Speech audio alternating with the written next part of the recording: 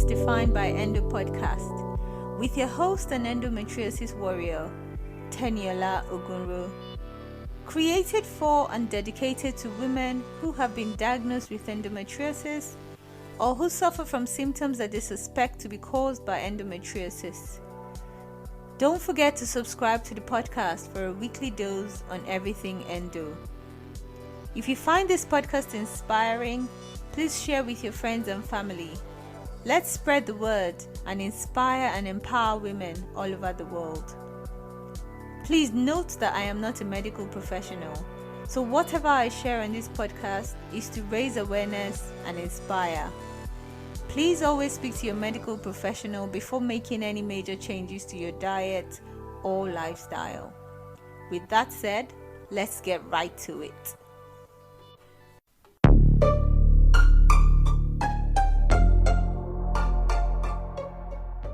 Today's episode brings joy to my soul. Living with chronic illness is a huge burden, one that sometimes feels too heavy to carry. How do we keep our smile? How do we rise above sickness and remember that there's more to life than just pain and more pain? Speaking with lovely Endo Warrior / boss / badass, Cam Williams definitely reminded me to choose joy. Cam's joy is contagious, and you wouldn't believe everything she has been through. She refuses to let illness define her life, and she's here to share her journey with us today. So sit back, relax, and let's have a listen. Hi, Cam. How are you? Hi. It's so lovely to catch up with you today.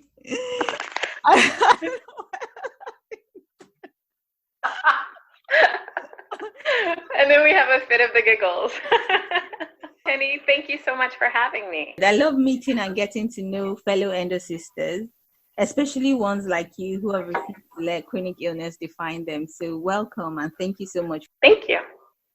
So can you tell our listeners a bit about your story? Who is Cam Williams and what led her here? Well, my name is Cam Williams, and I started out as a journalist, and I started out having symptoms of endometriosis and serious pelvic floor dysfunction when I was 13 years old. It took 10 years for me to get a diagnosis, and I was super persistent. I was at doctor's offices every month, sometimes every week. I was at clinics sometimes twice a week in college. And again, I was 23 before I was diagnosed. And then once I had my diagnosis, things went bad really quickly for me. They were already tough, but they got worse. And I decided to move from journalism into medicine. I thought that I might get better access if I was working in medicine, and ended up being a medical consultant, a healthcare executive, building clinics around the world, and still wasn't getting the cure or the help that I was looking for with my endometriosis. In fact, things went from bad to worse. I ended up being injured in my second endometriosis surgery. The nerves in my pelvis were cut, so I lost bowel and bladder control. And I had really intensive recoveries that took years and years and years. This was all happening in my late 20s. So I spent my late 20s to my late 30s going through medical difficulties of the extreme variety. At the same time, I was researching chronic illnesses like multiple sclerosis and lupus, fibromyalgia, because there was more research on them than endometriosis. And so I began to see the overlap between MS, lupus, HIV, fibromyalgia, and what I was experiencing as an endometriosis patient, and ended up coaching people who had MS, lupus, fibromyalgia, rheumatoid arthritis, and endometriosis, and how they could preserve their health and then start to rebuild their health, which led to me becoming a health coach and a consultant. Fantastic. So you spoke about chronic illnesses, and you've got experience being a patient yourself, even though I don't like to say you're a patient, but it's the truth. Yeah. So everyone with a chronic illness is familiar with flares. So how do you identify flare triggers, and how do you manage and control your flares? So I find that there are 5 or 6 major flare triggers that most people encounter. The big ones are the ones that we encounter day to day. They're typically food and stress. So that can be social stress, that can be work stress, that can be the stress of the uncertainty of not knowing what's going on with you, not having answers, having a really long time getting a diagnosis. And then food is the other big trigger that we encounter day to day. A lot of us have developed sensitivities to certain foods, allergies to certain foods, or certain foods just don't agree with us, but we'll persist in eating them because they taste good and we're accustomed to them, and culturally they're familiar, and so they're our comfort zone. Yeah. Additionally, our flares are our actual brain. So after you've been in pain for 6 weeks, your brain stops stops distinguishing between you've had an injury and something's going on. So when you have an injury, your brain is like, okay, let's get this fixed. Let's go to the doctor. Let's get a cast or whatever we need to do. When you've lived with pain for more than 6 weeks, your brain is like, oh, whole situation's out the door. We don't know what's going on. Let's just press the button. We're at alarm 5 for the rest of our lives. So treating chronic pain is very different from treating traumatic injury pain. Yeah. Another, trigger that causes a flare is typically lack of rest. So that sometimes walks hand in hand with stress, but a lot of spoonies or people with chronic illness and chronic pain do not get enough rest for a variety of reasons, whether it's anxiety or depression or chaotic environments. And without that rest, your body doesn't get to recharge and restore itself. So those are some of the major triggers that I found contribute to a flare. And they're the most common with not just my clients, but other people that I talk to or living with chronic illness. Right. So how do you, when you identify them, your flares, so food and rest, speaking of food, especially, because even though food is one of the triggers that we can control, it's kind of, I wouldn't say the hardest, but it's one that is the hardest. It's very hard because most of the time you actually know you shouldn't eat this, but somehow you basically can't help yourself. So how do you keep yourself strong in that regards? Like, what do you do to make sure that you don't eat foods that you're sensitive to or that cause your flares? So one of the first things you can do is get a food sensitivity test. And also a lot of insurances will actually pay for you to get your allergy testing done. So food allergy testing. Once you do that, and like I came back with my food allergy testing recently, and I had developed an allergy to wheat, rice, and oats. All 3 were foods that I ate. Rice? Like 3. No. And for a little while, I just was like, I can't do anything with that. I refuse to do anything with that. But I noticed, because I was having really persistent, super high blood pressure, and then my blood pressure would drop, and then drop really far into the very normal range. And then I would eat something and it would go back through the roof again. And I would have heart palpitations. And, so all of these things that my body was telling me, this doesn't work. And I just didn't want to deal with it because I was like, I'm never going to have bread pudding again. I'm never going to have beans and rice again, like chicken and rice again, jollof rice again. Rice, yes. How am I never going to eat these foods again? I think you really have to approach it from, it's not that you will never have these foods again. It's that you need to have these foods less frequently. So what I began to do was I committed myself to, I will not eat these foods for 3 days. Let my body hit some sense of normalcy, and then I will go back to whatever I need to do to make this work. Like I will have a smaller quantity of this food. I will have this food every 3 days, and then every 4 days, and then every 5 days. So you just kind of wean yourself off of eating those foods so frequently. Right. And your body starts to appreciate it. Your body rewards you for being so consistent. In terms of rest, I found that I had to watch an episode of Super Nanny, that show Super Nanny on YouTube. And that was what helped me figure out, I need a nighttime routine. I have to put myself to bed the same way you would put a toddler to bed. Right. So that means, start turning out the lights, start turning off the power on all of my devices, turn off the power, because otherwise you'll be it laying in the dark, and you'll be like, oh my God, I forgot to look at this thing. Let me just look at it really quick. Yeah. Right? And then 2 hours later, you've missed your bedtime entirely. Set up a routine for yourself, just like you were a little kid. Yeah. And that routine will really pay off for you. Make sure you have light blocking curtains. Make sure that your bed is as comfortable as possible. If your mattress is uncomfortable, get a mattress pad. Get a pillow that really works for you. Like, this is all about prioritizing your health, and your rest and what you eat are two of the biggest ways you can take control without really spending much money or, being in a doctor's office. Thank you. So let's talk about mental health. The big one. The big one. So,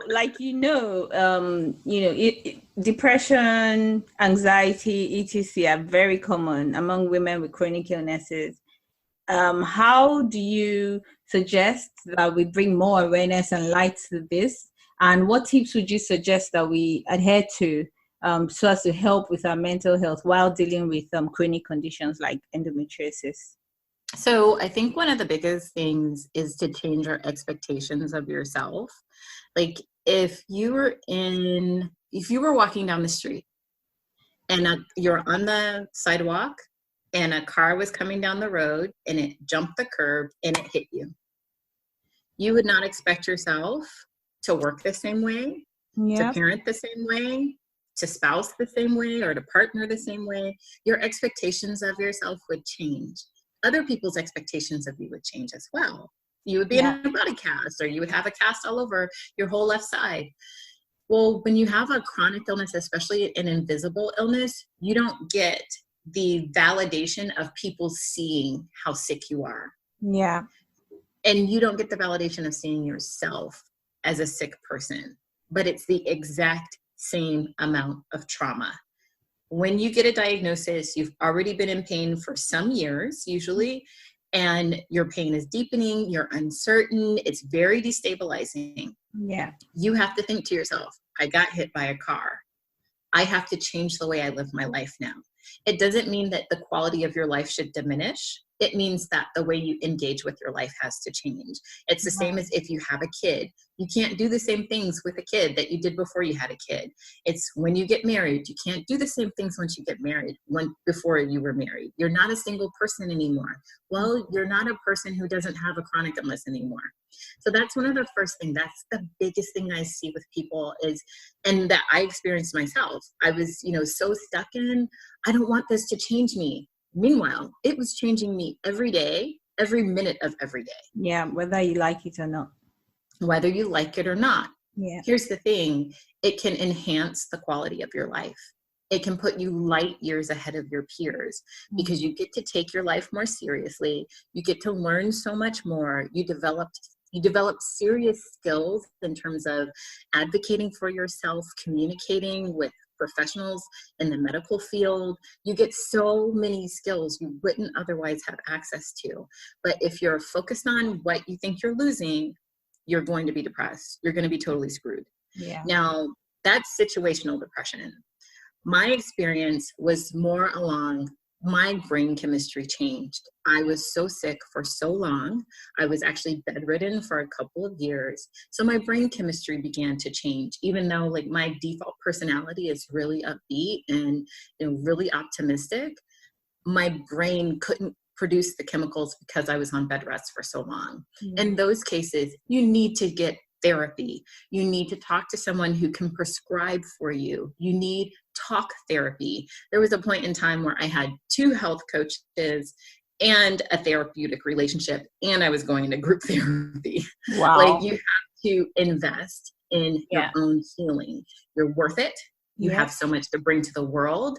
And if you can just put one foot in front of the other and change your expectations of yourself and understand that your life is not going to go according to what a magazine says. It's going to be different, but it might actually be better. You will skip a lot of the depression that comes along with illness. I see. One of the things I actually struggle with, like you rightly mentioned, is like you said, depression and feeling like you're missing out, comparing yourselves with your friends. So I struggle with, everyone is going after their dreams, but their dreams are happy dreams, you know. Mm-hmm. Mine is like, oh my God, how do I move on to the next day? How do I, live without pain? So it just feels unfair. And sometimes you just can't help but feel depressed or feel really sad. So how do you maintain, even with everything you've been through, and how did you bring yourself up, and how do you maintain joyful living? How do you choose life and happiness and joy, even when everything you wants to give up? Well, there was definitely a time where I felt exactly like what you expressed. I had one surgery, and I was trying to avoid a second surgery because I knew I was going to need more surgeons. Like my first surgery was one surgeon and an assistant surgeon. And when I woke up, he was like, you're going to need another surgery, and you're going to need 3 more surgeons in on this. And, and I was just like, I can't. And at the same time, my friends were landing the positions that they wanted in the cities where they wanted to live. And I was moving back home to live with my parents. And to me, that was so bleak. Yeah. And I was fortunate because I had a cousin who had serious chronic illness. And I would call her crying, and she would say, I know it feels unfair, but you are doing the best thing you can do for yourself. You have to be able to trust that this valley you're walking through was designed just for you, and that you will walk out on the other side of it, and you will be a better, stronger, more resilient version of yourself. So, it's so easy to look at somebody else's Instagram posts and read somebody else's highlights and not realize they're doing all the stuff that they seem to want to do, and they feel empty inside. Sure. And so, like, if you fast forward 5 years past, when I moved back home to move with my parents, I stayed with my parents for like 90 days. I just wasn't built to live with them. So I got a job pretty quickly. I had already started transitioning from journalism into medicine.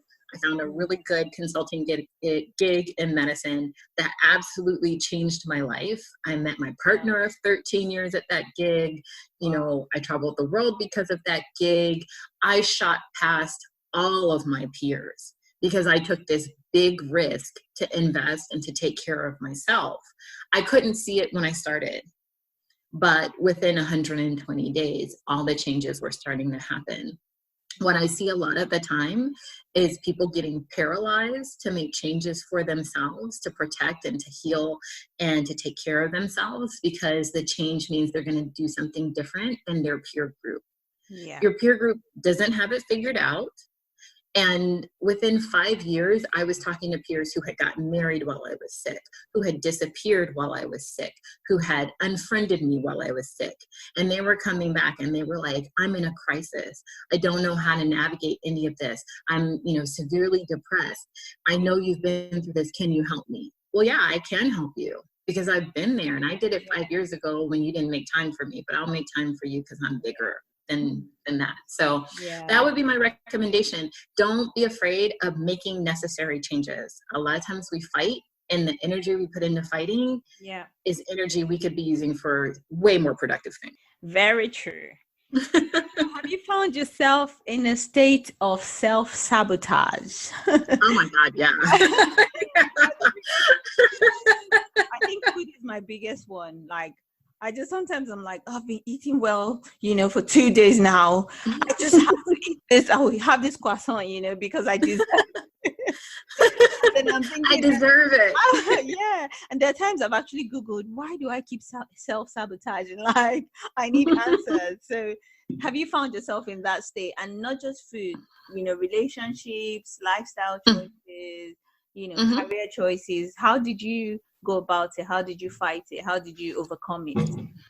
Well, this is what I would say. A lot of people don't like discipline because, discipline requires sacrifices up front and rewards on the back end. Yeah. But I grew up in a military family. And so discipline was always a big part of my life. My parents were extremely strict. I grew up in a very religious family. and we were military, and we were traveling all the time. So it was like, I was getting it from all sides. And what I found is one of the biggest things you can do for yourself is decrease the number of decisions you have to make every day. Okay. So the things I don't do, I do not choose what clothes I'm going to wear day to day. I basically, when I was working in a corporate environment, I had the same dress and I would wear it every day. And I just had it in different colors. And that was it. So that way you're not making, because the more decisions you make, the less willpower you have. Yeah. So if you eat the same thing for breakfast, you eat the same thing for lunch, you eat the same thing for dinner, and then on Sundays, you have a croissant. You know you're having a croissant, and that's just what it is. Or you do it on Saturday so you can sleep it off on Sunday, which is a better strategy. Yeah. Then you put some discipline and some structure around letting off that steam. Additionally, you know, if you have tasks for work that you have to do A task on Monday, B task on Tuesday, C task on Wednesday. Don't try to do them all. Yeah. And then you have to, again, it goes back to trusting yourself. It goes back to liking yourself. Yes, I used to self-sabotage in a big way. Like, I was on opiates for 15 years, and they make your brain really cloudy. I would say, to me, it always felt like somebody had put a mattress on my brain. And so that meant that for 2 years, I was at McDonald's every night at 2:00 in the morning. Every night. I gained 30 pounds in 2 years. Wow. But that was my way of comforting myself, because I wasn't taking care of myself in many other ways. Like, I was taking a lot of risks with my life when I traveled. I wasn't choosing healthy relationships at that point.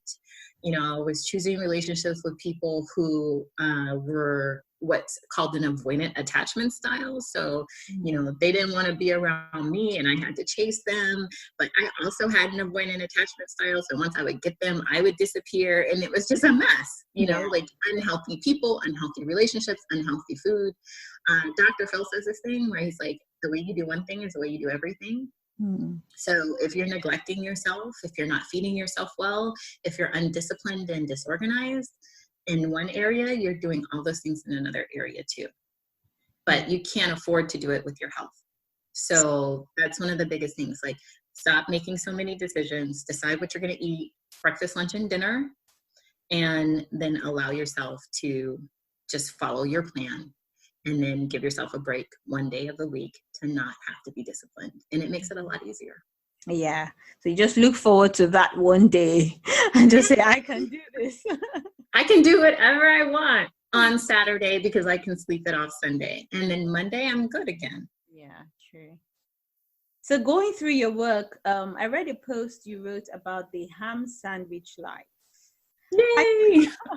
I thought it was a very interesting concept. So I had never thought of or heard of it before. So can you tell our audience a bit about what this is all about? Well, it's named after a comment that was made by Warren Buffett, who is this multi-billionaire investor. And he was talking about why he invested in the company Coca-Cola. And he said he invested in the company Coca-Cola because a ham sandwich could run it. Like, the company was just so simple to run. Now that really pissed off the CEO of Coke. That would piss me off as well. How dare you? You're this multi-billion-dollar company. But what he was saying was, it's too hard to mess up. Everything at Coke has a system, and it runs according to its system. And that's it. And so they think about things ahead of time, and they don't think about them after that. Yeah. They just set them in motion and they let them run. It's like when you automate your bills, you know, you tell the bank how much you want to pay every month on a particular bill, you press go, and then you don't think about it again. Well, I've thought about that in terms of my life, because your life has so many moving parts. And I was like, man, I don't have 100% to give most days. I don't have 100% to give most years. Yeah. So if I only have 25 or 35% of what I think my real energy is, why am I trying to give 100% here and 100% at work and 100% to my family and 100% to my partner and 100% to my parents, and just disappointing myself and making myself depressed. So I just said, well, okay, everybody now gets 35%. That's my ham sandwich. I'm going to let my life run. If something goes wrong, I'll address the thing that goes wrong when it goes wrong. And here's the crazy thing. Most things didn't go wrong. Like, our lives aren't that complicated. If you miss a bill, you can pay it up to 3 days later, a week later, a month late. Like, you know, like, these rules that we give ourselves are not necessarily the truth, and they harm us, and they keep us from enjoying our lives. So my ham sandwich life is that most days I'm operating at 25 to 35% of my real capacity. Even if I have a lot, like every morning I get up and I go for a bike ride. I don't time it. I just ride until I start to feel a little bit tired. Not tired, a little bit tired. And then I'm like, okay, time to put the bike up. I'm a little tired, which means that if I go a little bit longer, I will hit full-blown fatigue. I'm putting my bike up. I'm good. This is great for me.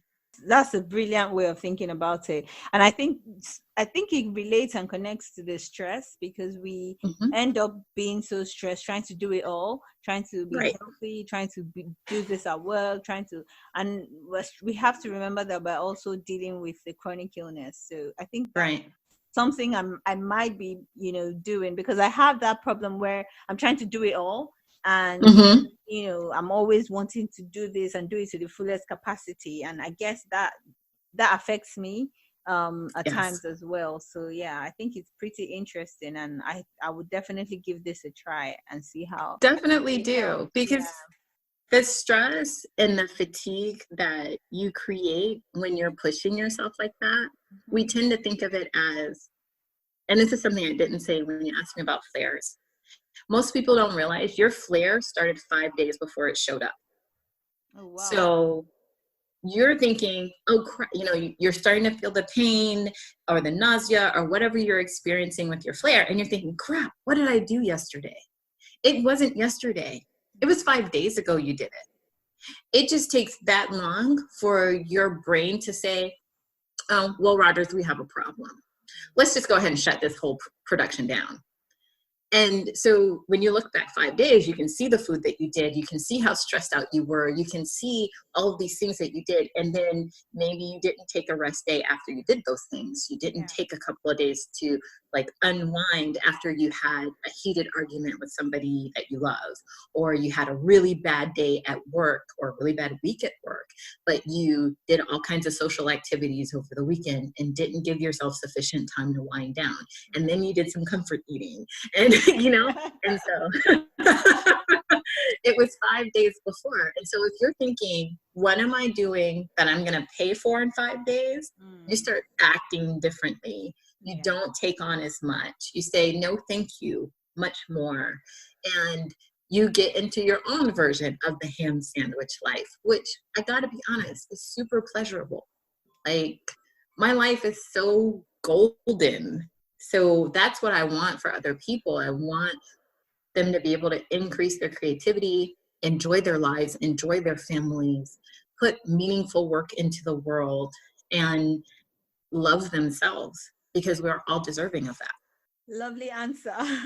Thank you. Thank you for that. So tell us a bit about momentum and staying motivated to push through your goals. So many of us start and stop, and somehow it feels like you're always starting and never making progress. So how do we keep momentum and stay motivated to push through our goals? So can I tell you a story? Yes, of course. Of course. When I decided that I wanted to build a platform on social media, I reached out to a friend of mine who has built multiple 7-figure social media businesses. And I said I wanted to work with him. And I was really nervous because, like everyone else with chronic illness, I have natural limitations on my energy, on my ability, on my focus. I still have sick days. I don't have sick months or sick years anymore, but I have sick days. And those can be disruptive when I have plans. And so I was talking to him, and, you know, he was saying, oh, you know, most of my clients at 3 months, they have these things going for them, and, you know, da, da, da, da, da. I got off the call, and I really thought, and I prayed, and I called him back, and I said, I just wanted to make sure what someone else does in 3 months might take me 6 or 9 months. Right. Will you stick with me through that process? And he was like, of course. I believe in what you're doing. I want to see you succeed. And so that's the kernel of my answer. Okay. A lot of times we'll start a project and need to stop, to rest, to recover. You can end up stopping for a week or a month, and it doesn't matter. Just start again. Okay. Pick up where you left off. Give yourself permission. Because here's what I found. When you stop, your brain doesn't stop. Yeah. And so when you put something down, you get a deeper understanding of it, and you go back to it and you can refine it. Like, your brain is constantly working, even in your subconscious, refining that idea, refining that plan. So don't be afraid to put it down. Let yourself rest. And then the day that you wake up and you feel really freaking good and it's on your mind, pick it back up again. And just go with the ebb and the flow of how your body actually works, and you'll get things done so much more quickly. You know, a lot of times we're like, oh, I'm going to miss this deadline that I arbitrarily set for myself. You're laughing because it's true. It's so true. I have so many. Oh my goodness. You need to see my phone and my apps and my deadlines. And I'm like, oh God. And now I have lots of undone tasks. And I'm like, actually, I set all this for myself. So. I'm completely in charge here. Yeah. But I'm torturing myself. Yeah, like, I have a program I've been talking about starting called Build a Business from Bed, because, you know, like, you like see these like magazines and they're like, don't work from your bed, you know, go out to Starbucks and work there. And I'm like, yeah, so Starbucks has really uncomfortable seating. And I'm an introvert, and it gives me the hives to be around that many people. Like, I do great work from bed. And when I wake up is when I'm the freshest. And so that's when I do my writing. That's when I focus on my content. That's when I set my schedule. And then I might go back to sleep after that. Right. You're not going to hear about that somewhere. And again, like, we get so much advice on set a deadline for yourself. If it's, you know, if it doesn't have a deadline, it's not real. Calling BS. It's real if you want to do it. If your heart is in it, it's real. You're not going to forget. Or, I mean, you could have brain fog and might get kind of fuzzy about it. But if you've written it down somewhere, you're going to find that note and you're going to be like, oh, I'm ready to write the next part of that. Yeah. You have to be so gentle with yourself. And you can learn so much from professional creatives who, you know, court the muse of getting something done. So, you know, I would say, take those deadlines out of your phone. Choose the 3 things or just the one thing that matters the most to you. Yeah. And see how long it takes you to come to a place of feeling completion around it. Right. Just work away at it. It doesn't matter if it takes a year. The time is going to pass anyway. You might as well do it, you know? But telling yourself, I have to do this in 2 months, and then you spend 1 month sick, it's just going to make you crazy. Yeah, very true. Very true. That's interesting. Yeah, I feel like I've learned a lot. And I'll be I'm so glad. Many of these techniques and ways of being, ways of living, and hopefully it would help our listeners as well. So I know you're a health coach, right? So tell us a bit about your coaching services, what you offer, the kinds of people you speak to, and how people might reach you. Okay, so I'll go backwards. The way that you can reach me, you can reach out to me on social media at Cam Loves Life. It's LUVS, so Cam Loves, LUVS Life. That's on Facebook and on Instagram. Who I work with people who are high functioning and who have serious chronic illness. So that includes multiple sclerosis, rheumatoid arthritis, HIV, lupus, endometriosis, of course, and fibromyalgia. Yeah, by high functioning, I mean you're working or you want to work, and you have worked in the past, that you have had a psychotherapy relationship in the past, or you have one now, because a coach works differently than a therapist. A coach, we look forward at what you want to do in the future, and a therapist is looking behind or back at what has already happened. I do work with people who don't have diagnoses, but who have serious chronic illness and chronic pain symptoms. Like at this point, I'm kind of a walking medical encyclopedia. So people can usually tell me like 3 symptoms that they have. And I can be like, this is a doctor you need to talk to.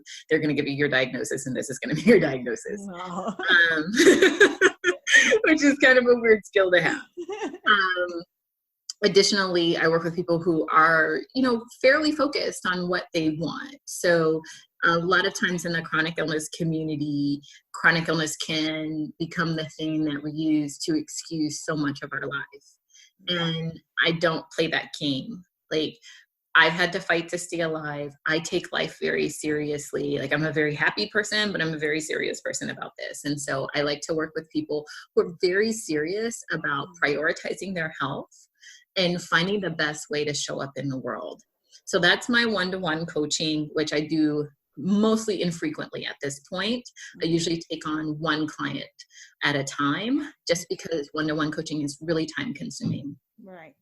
I have a course that I'm releasing in September. It's called In the Nightmare, and it's to basically focus on those issues that I start working with people one-to-one on, in terms of how to prioritize your health, how to disclose your health condition at work, with family, with people that you're dating, how to stop a flare, how to understand your flares, how to improve your underlying health so your body can fight off inflammation better, and how to, get yourself queued up to start achieving the life that you want.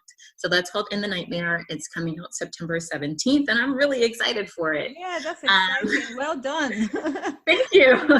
Thank you very much. And, most of my work I give away for free. I do it on social media. I do podcast interviews like this one with you. And I just try to make sure that I'm putting my voice out there to let people know you may have a diagnosis. It doesn't have to end your life. It could be the very beginning. Yeah. So just putting that message out there. Thank you so much, Cam. Thank you. Thank you for having me. I'm really honored. Your final advice for us before we go today? My final advice would be, a lot of times we think that the dream is to lose the disease, and it's not. The dream is to live like the disease isn't there. So if you can allow yourself to consider, you can keep your disease, you can keep your diagnosis, you can have a great life, but you're going to have to change. And the whole world is open to you. And I wish you the very best. If you have any questions, feel free to reach out to me. You can also text me. This is a US number, 404-647-4951. Again, that's 404-647-4951. And I can add you to my email newsletter and keep you abreast of any products that I have coming out soon. Thank you so much, Cam. I love what you just said. Live like the disease isn't there. So I think that's my mantra from today. Live like the disease isn't there. I'm so happy. Oh, yeah. Thank you so much. And one more thing, choose joy. Choose joy. Yes. And it's always a choice, and it is well worth it. Yeah. So thank you so much for having me, Tinny. Thank you so much. Yes, thank you. So good to speak to you. So I had such an amazing time with Cam today. I hope you did too. She tells us how to take the fear out of flares and how to choose life even when we want to give up. Cam offers coaching services to help you take your life back from sickness and be your best self. There are also lots of insightful articles on her website, www.camwilliams.co. Sign up for her newsletter and learn 3 simple strategies to delay, diminish, and erase flares from your life. You can also find her on Instagram at Cam Loves Life. Cam, L-U-V-S, Life. All this information can be found in the show notes. Until next time, I am Teniola Ogunro, and remember, you are not defined by endo.